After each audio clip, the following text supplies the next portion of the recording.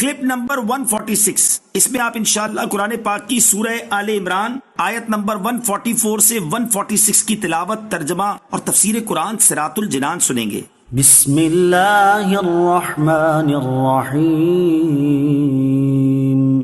ترجمہ، اللہ کے نام سے شروع جو نہایت مہربان رحمت والا ہے۔ وما محمد الا رسول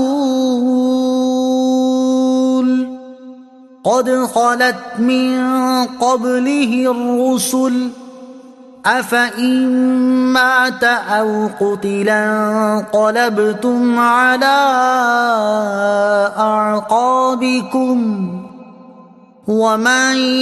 ينقلب على عقبيه فلن يضر الله شيئا وَسَيَجْزِي اللَّهُ الشَّاكِرِينَ۔ ترجمہ، اور محمد ایک رسول ہی ہیں، ان سے پہلے بھی کئی رسول گزر چکے ہیں، تو کیا اگر وہ وصال کر جائیں یا انہیں شہید کر دیا جائے تو تم الٹے پاؤں پلٹ جاؤ گے، اور جو الٹے پاؤں پھرے گا وہ اللہ کا کچھ نہ بگاڑے گا، اور ان قریب اللہ شکر ادا کرنے والوں کو صلہ عطا فرمائے گا۔ وما محمد الا رسول، اور محمد تو ایک رسول ہی ہے۔ شان نزول، جنگ احد میں جب کافروں نے شور مچایا کہ محمد مصطفیٰ صلی اللہ تعالی علیہ وآلہ وسلم شہید ہو گئے اور شیطان نے یہ جھوٹی افواہ مشہور کر دی، تو صحابہ کرام علیہم رضوان کو بہت اضطراب ہوا اور ان میں سے کچھ لوگ میدان جنگ سے بھاگ نکلے۔ لیکن پھر جب ندا کی گئی کہ سرکار علی وقار صلی اللہ تعالی علیہ وآلہ وسلم صحیح سلامت تشریف رکھتے ہیں، تو صحابہ کرام رضی اللہ تعالیٰ عنہم کی ایک جماعت واپس آ گئی۔ حضور اقدس صلی اللہ تعالی علیہ وسلم نے انہیں یوں بھاگ جانے پر ملامت کی، تو انہوں نے عرض کیا، ہمارے ماں باپ آپ علیہ الصلوۃ والسلام پر فدا ہوں، آپ کی شہادت کی خبر سن کر ہمارے دل ٹوٹ گئے اور ہم سے ٹھہرا نہ گیا۔ اس پر یہ آیت کریمہ نازل ہوئی اور فرمایا گیا کہ انبیاء علیہ الصلوۃ والسلام کے بعد بھی امتوں پر ان کے دین کی پیروی لازم رہتی ہے۔ تو اگر ایسا ہوتا بھی کہ محمد مصطفیٰ صلی اللہ تعالی علیہ وسلم شہید ہو جاتے یا ان کا وصال ہو جاتا، تو بھی حضور سید المرسلین صلی اللہ تعالی علیہ وآلہ وسلم کے دین کی پیروی اور اس کی حمایت لازم رہتی، کیونکہ حضور پرنور صلی اللہ تعالی علیہ وآلہ وسلم سے پہلے بھی بہت سے رسول گزرے ہیں، لیکن ان کے پیروکار ان کے بعد ان کے دین پر قائم رہے۔ رسولوں علیہ الصلوۃ والسلام کی بعثت کا مقصد تو رسالت کی تبلیغ اور اللہ عز و جل کا پیغام پہنچانا ہوتا ہے، نہ کہ اپنی قوم کے درمیان ہمیشہ موجود رہنا۔ تو جیسے پہلے رسول گزر گئے، اسی طرح حضور اقدس علیہ الصلوۃ والسلام بھی دنیا سے تشریف لے جائیں گے، لہٰذا آپ کے بعد آپ علیہ الصلوۃ والسلام کے دین پر ثابت قدم رہو۔ یہ کیا بات ہے کہ نبی اکرم علیہ الصلوۃ والسلام کے تشریف لے جانے کے بعد ان کے دین ہی سے پھر جاؤ؟ جو ایسا کرے گا وہ اللہ عز و جل کا تو کچھ نہیں بگاڑے گا بلکہ اپنا ہی نقصان کرے گا، جبکہ جو دین اسلام سے نہ پھرے اور اپنے دین پر ثابت رہے وہ شکر گزاروں میں شمار کیا جائے گا، کیونکہ انہوں نے اپنی ثابت قدمی سے نعمت اسلام کا شکر ادا کیا۔ ایسے لوگ اللہ تعالیٰ سے ثواب و جزا کے امیدوار ہیں۔ وما كان لنفس ان تموت الا باذن الله كتابا مؤجلا ومن يرد ثواب الدنيا نؤته منها ومن يرد ثواب الآخرة نؤته منها وسنجزي الشاكرين۔ ترجمہ، اور کوئی جان اللہ کے حکم کے بغیر نہیں مر سکتی، سب کا وقت لکھا ہوا ہے، اور جو شخص دنیا کا انعام چاہتا ہے ہم اسے دنیا کا کچھ انعام دے دیں گے، اور جو آخرت کا انعام چاہتا ہے ہم اسے آخرت کا انعام عطا فرمائیں گے، اور ان قریب ہم شکر ادا کرنے والوں کو صلہ عطا کریں گے۔ کتابا مؤجلا، سب کا وقت لکھا ہوا ہے۔ اس آیت میں جہاد کی ترغیب ہے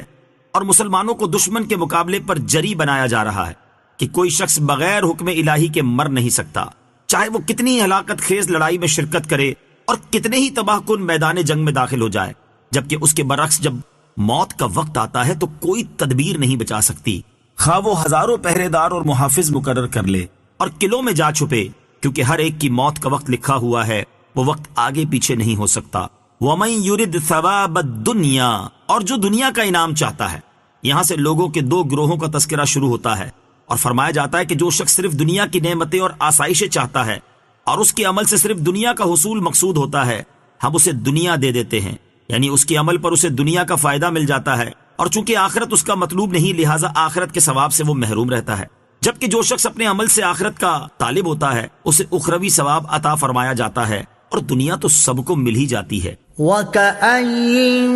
مِّن نَّبِيٍّ قَاتَلَ مَعَهُ رِبِّيُّونَ كَثِيرٌ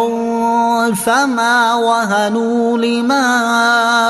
أَصَابَهُمْ فِي سَبِيلِ اللَّهِ فَمَا وَهَنُوا لِمَا أَصَابَهُمْ فِي سَبِيلِ اللَّهِ وَمَا ضَعُفُوا وَمَا اسْتَكَانُوا وَاللَّهُ يُحِبُّ الصَّابِرِينَ۔ ترجمہ، اور کتنے ہی انبیاء نے جہاد کیا، ان کے ساتھ بہت سے اللہ والے تھے، تو انہوں نے اللہ کی راہ میں پہنچنے والی تکلیفوں کی وجہ سے نہ تو ہمت ہاری اور نہ کمزوری دکھائی اور نہ دوسروں سے دبے، اور اللہ صبر کرنے والوں سے محبت فرماتا ہے۔ وَكَأَيٍّ مِّن نَّبِيٍّ قَاتَلَ،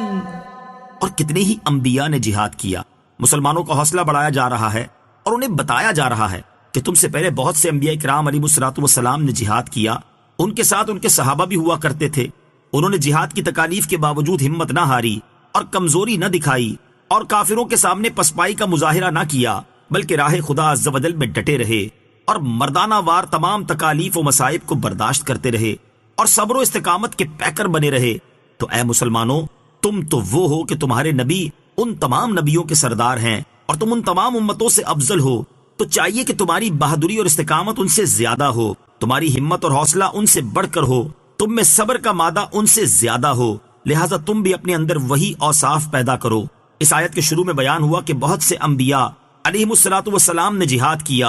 اور ان کے ساتھ ربانی لوگ تھے۔ دونوں چیزوں کے بارے میں تفصیل یہ ہے کہ جہاد حضرت ابراہیم علیہ الصلوۃ والسلام سے شروع ہوا۔ سب سے پہلے آپ علیہ الصلوۃ والسلام نے جہاد فرمایا۔ آپ علیہ الصلوۃ والسلام سے پہلے کسی نبی نے جہاد نہ کیا تھا، البتہ آپ علیہ الصلوۃ والسلام کے بعد بہت سے پیغمبروں کی شریعت میں جہاد تھا، جیسے حضرت موسیٰ، حضرت داؤد، حضرت یوشع علیہ الصلوۃ والسلام وغیرہ۔ اور ربانی لوگوں سے مراد علماء، مشائخ اور متقی لوگ ہیں جو اللہ عز و جل کو راضی کرنے کی کوشش میں لگے رہیں۔